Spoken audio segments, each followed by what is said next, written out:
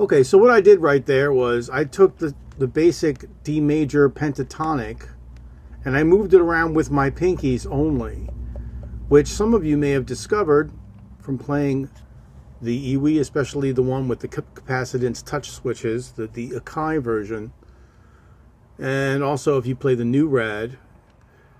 What you realize is that you can move the basic fingering around with your pinkies, and what I was thinking, what led to my invention, was what would the optimal geometry of pinky keys that gave you 6 positions on the left side and 6 positions on the right side, giving you all 12 musical keys. What would that look like? How would you be able to navigate moving smoothly from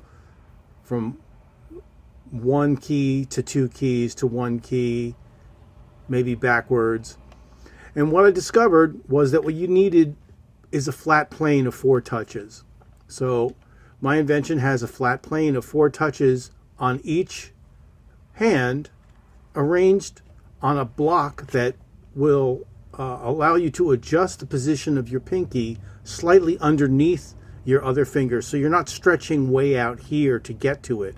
It almost folds underneath the other fingers.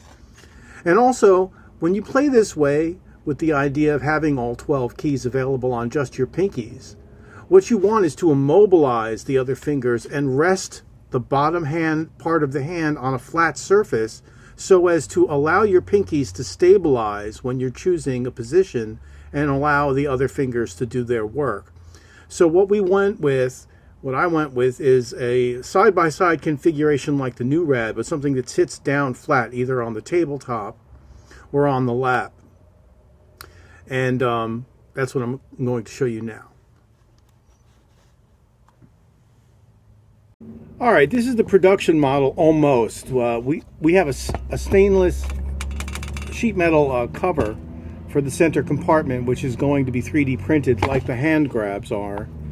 But we have basically a new rad in here with the addition of a 4th pinky touch on either side, on an adjustable triangular block that fits underneath this pod.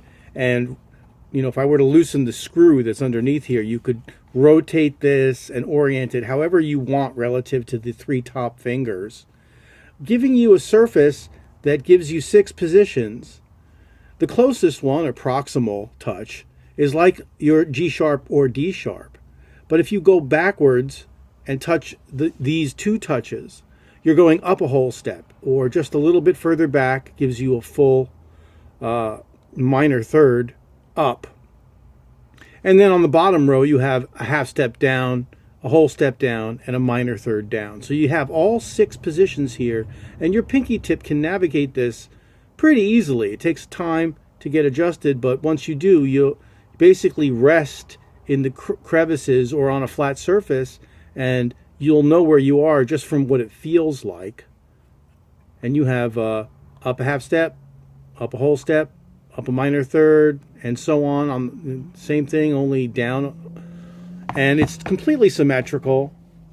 You can feel where you are with your pinkies, and you can play melodies and phrases with your 6 strong fingers and move them about with your pinkies and discover a whole new language for yourself.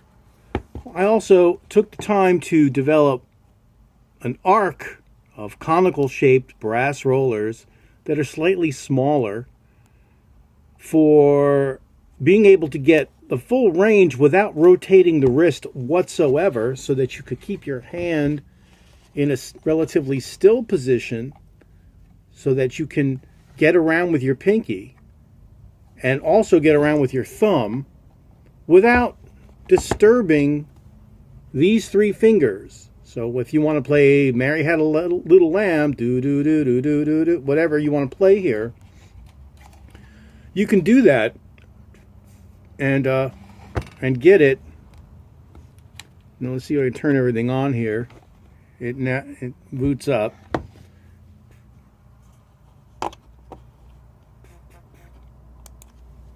Okay.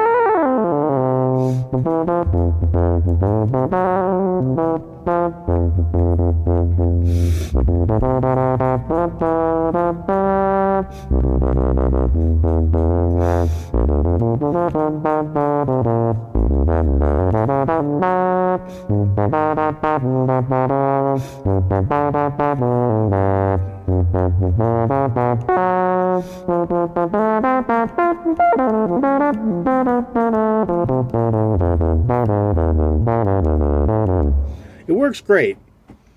Now, I'm pretty good at it, but I've been, spending time practicing. But you'll find it's quite addictive to be able to take something and move it around with your pinkies, just like a guitarist moves from position to position.